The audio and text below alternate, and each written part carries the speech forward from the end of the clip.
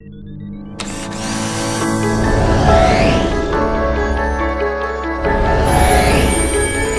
yes, you can.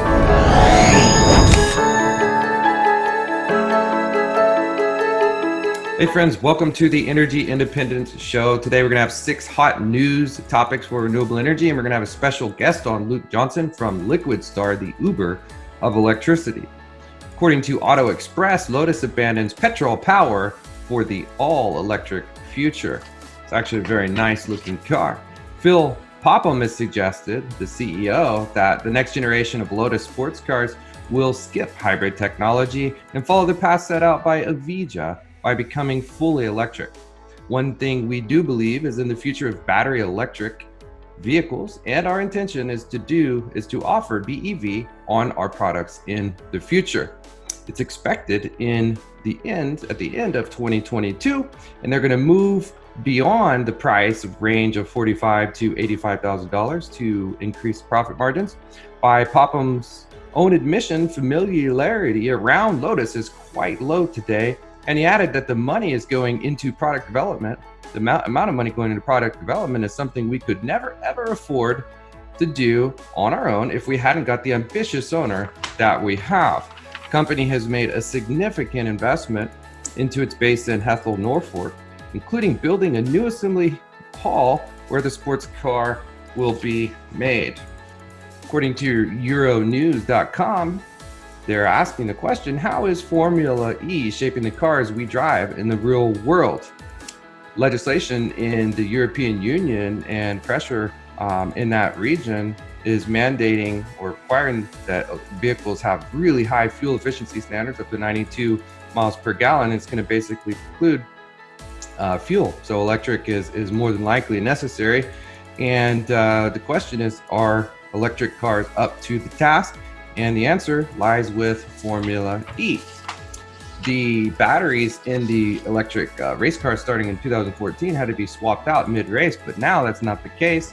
They're actually able to go a full 45 minutes during the race. And according to Jaguar's Formula E team, the reality is there are real translations in technology from Formula E to our future production cars, and that's in the batteries. The sport has revolutionized battery development and electric cars. We all may be driving electric race cars here soon. According to Clean Technia, there will be blood. Peter Mertens, former head of Audi Research and Development, says we all did sleep.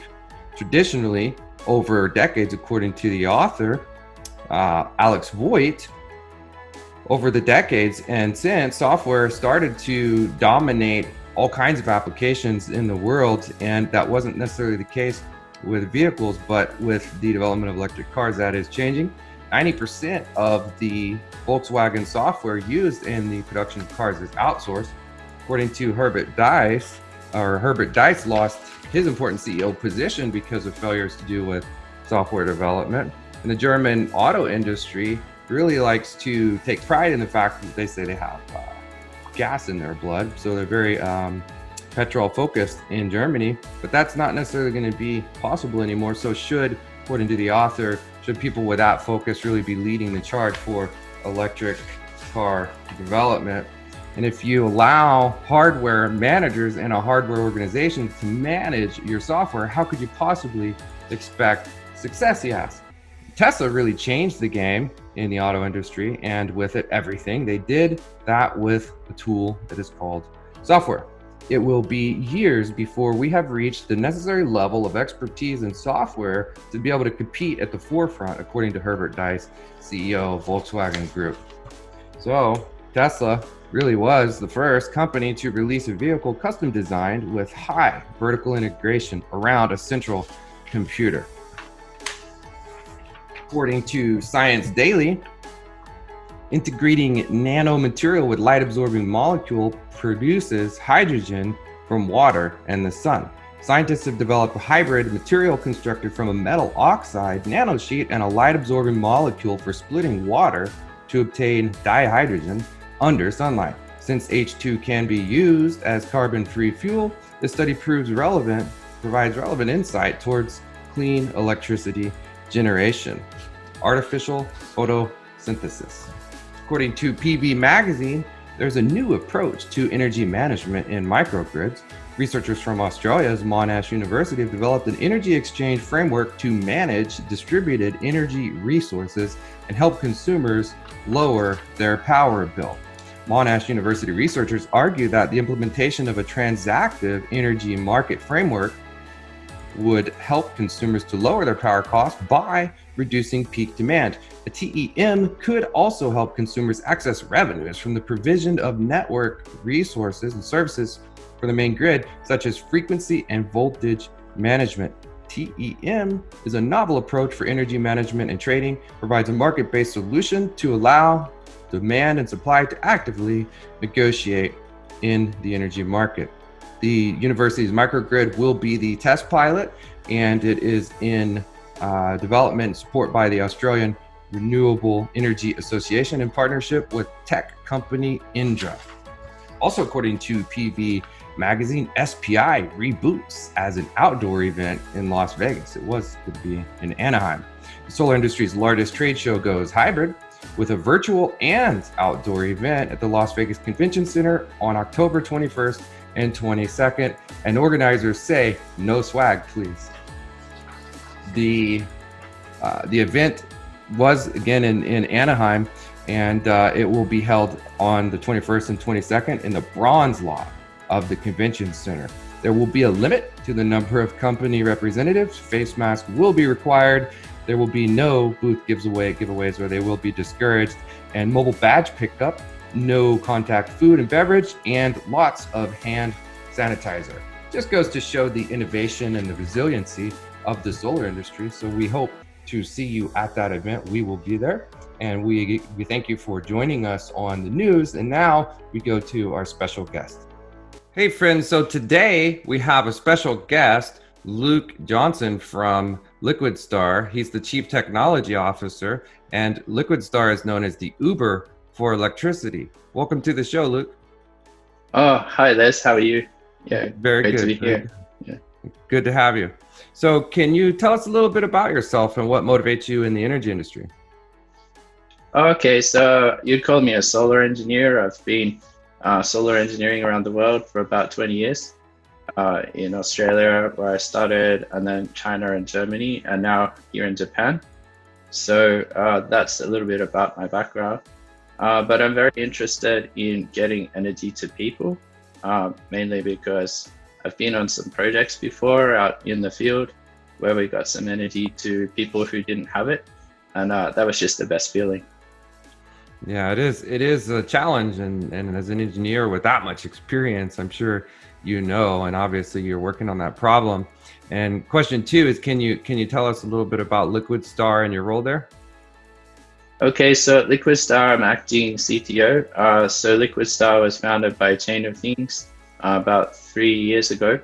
And then it spun off and made its own entity. So I'm acting CTO, and I'm basically in charge of blockchain aspects with developers working with us, and also IoT related distribute tech solutions and server stacks, and also some of the solar engineering yield analysis and designs.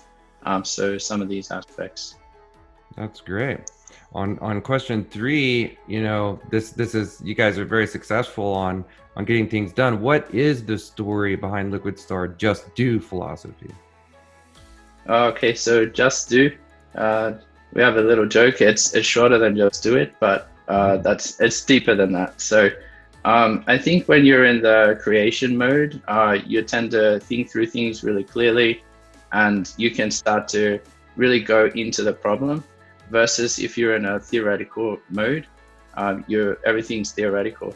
So I think that's why it's kind of emerged among four of us over the trials and tribulations of doing an energy startup, this just do attitude.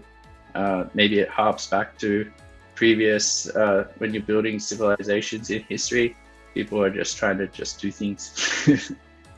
Right, you gotta do it if you're gonna do it. Yeah. So question four is what is the problem that Liquidstar aims to overcome? Yeah, so I'll go a little bit into that. There's If you're familiar with the solar industry, maybe your listeners in this show are quite deep into the solar sector. There's a problem called the last mile problem, where it's getting that energy to people who really need it. And so if you're familiar with the previous talks about Liquidstar, there's about 1.1 billion people out there without energy.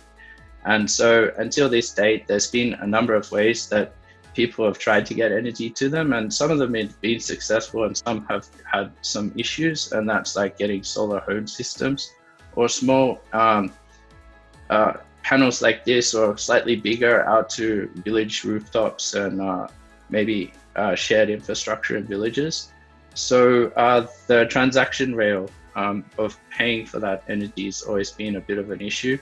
And there are a number of firms out there that are quite successful in approaching that problem.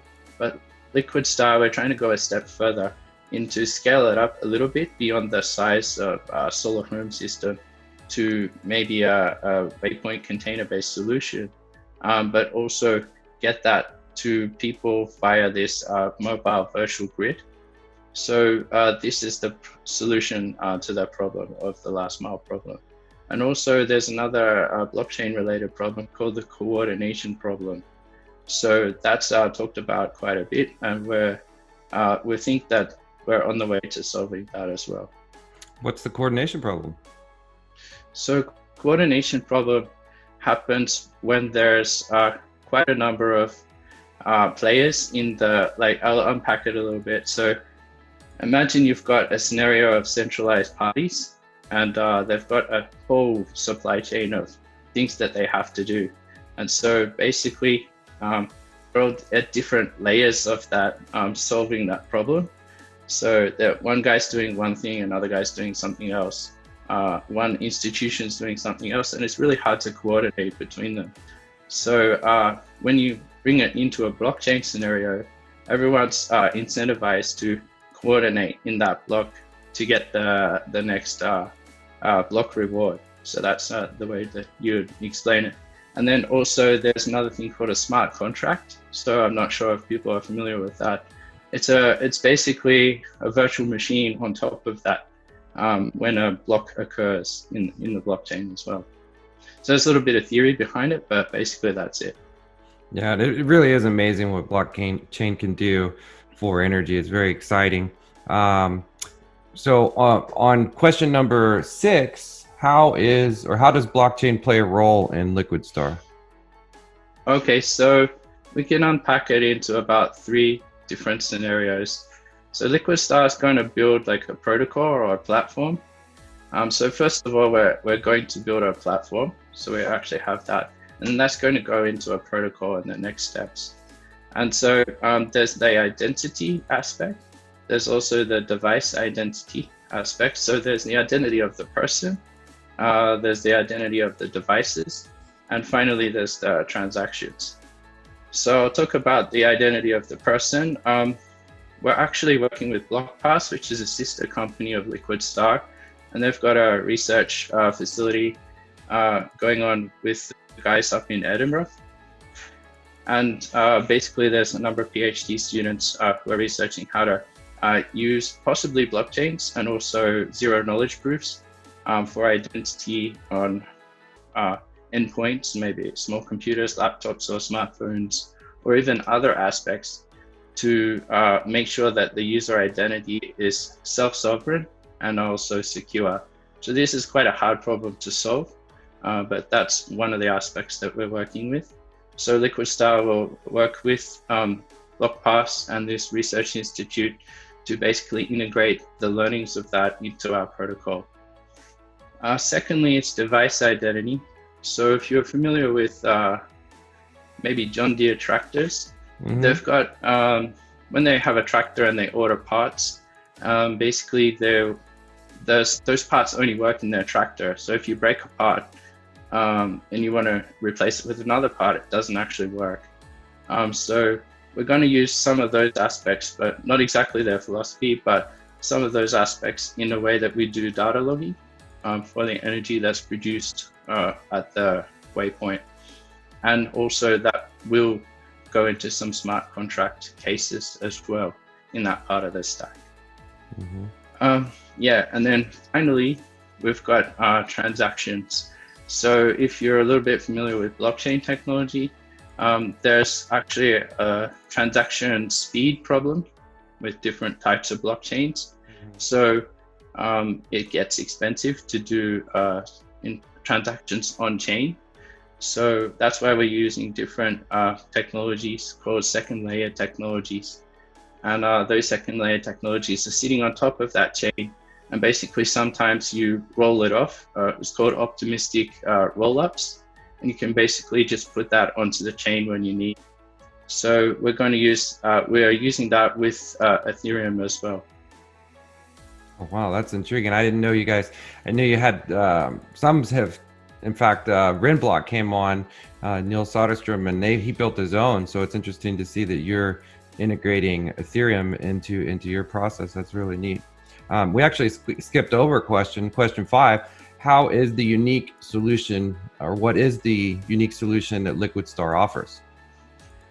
Okay, so I think that Liquidstar is quite unique in the way that we're going to offer firstly a platform and then also a protocol. There are a number of players out there that do have software as a service platforms. And we've talked to a number of players in the market in Cameroon and also Nigeria and other areas where we're focusing on at the moment. They have a solution where you can use mobile e-money to pay for your energy produced, and you can turn it on and off. But that's actually a solidified base solar hose system. So in our case, we're going to do it the other way. So we're going to make a mobile virtual grid. And basically the batteries just go out into the field, do their stuff, discharge. We can turn them on and off when necessary. And then it comes back and it charges, and then it kind of syncs with its dock, and then it downloads the data, and then we can just look at it and see what's happened to the battery and also to the transactions as well for our own backend purposes. And then we can push that through to our stack so other people can audit it. So I think the transparency is a real key as you work with open blockchains, transparency, but also the way that we're approaching these areas of the grid that are just not there. In some cases, the grid's there, and there's like things called porous grids, but basically that's why we think we're a little bit unique. There are other players we know of that are actually working on similar aspects, but we're yet to see the real amalgamation of everyone. Right. Well, it's interesting you noted how your data is uploaded when it docks back. I was kind of curious. That was a question. We're limited to 10 questions here. I was wondering about that. So that's neat to know. Fast forwarding to question 7, what is the mission of Liquidstar? The mission is very basic. It's just get energy to as many people in the shortest time possible and make sure that energy is self-sovereign, so people can use it for the needs that they want in a transactive based economy. Awesome. I like the sound of self-sovereign. I don't know if I've ever heard that before, so that's a neat term. Question 8, can you share a real life story from the impact Liquidstar is making?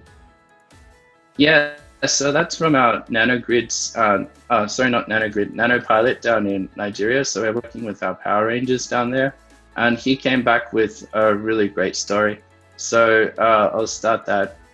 Basically, he was renting batteries to people in a small, actually in a university, and they were like doing coding for their assignments, and I think they were coders, and they could do their work when they're in the university, but in their dorm rooms there was no electricity. So routinely they had to walk about 2 to 3 kilometers to charge up their laptops or their smartphones. Some guys was, I think they were coding on smartphones, I'm not entirely sure. And basically when he showed them the batteries that they could rent from him for a small fee, they just fell over with happiness because now they can actually do their assignments that their professor could that allocated them in time. Before they were just doing all of it on pen and paper. And that's kind of hard. So they were really happy. So we felt really good when we heard that story. Wow, that is a great story. It seems a lot more efficient and a lot more could be done and maximize their time. Just like us not having to drive when the shutdown, the lockdown is here. We're saving a lot of drive time there, and they're saving a lot of walking time. That's pretty amazing. Yeah. Question 9. I'm curious what you think. What do you think the future of energy looks like? I think, we could talk about that one for days because there's a lot of speculation out there, but you do know a certain number of trends that are happening if you're working in the off-grid solar industry or even the grid solar industry, and also in different parts of the world. So you could split it up into 2 ways to answer that question. The first would be in the developing world, which we're kind of focused on with Liquidstar at the moment. But actually Liquidstar can be applied to the developed world when there's disaster scenarios. So in the developing world, we think that the microgrids, nanogrids, and mobile virtual grids are probably going to proliferate as the long tail distribution of what's really going to happen out there, just because the price to extend the existing grid there is just very, very high per kilometer. And we don't see that improving, in the next 2 to 3 years. It's probably going to just extending those existing grids. Probably within 10 years, they might extend it a little bit more, but in that meantime, that gap has to be filled. So that's with the microgrids, the nanogrids, and also mobile virtual grids. So on that side, but in the developed world, there's also the problem of the coordination of all of these disparate energy sources on the existing grid network, and also battery costs are continually dropping. So you're going to see this merger between possibly some microgrids popping up in the developed world, and possibly even micro virtual grids, depending on what's really happening in that scenario and how deregulated that aspect of the developed grid is. So you're going to see this kind of great explosion of innovation, I think, between both sectors, and it's going to be very positive. And a lot of players are really looking at it. And battery cost really is a key point, and it is really dropping. So that's important to note.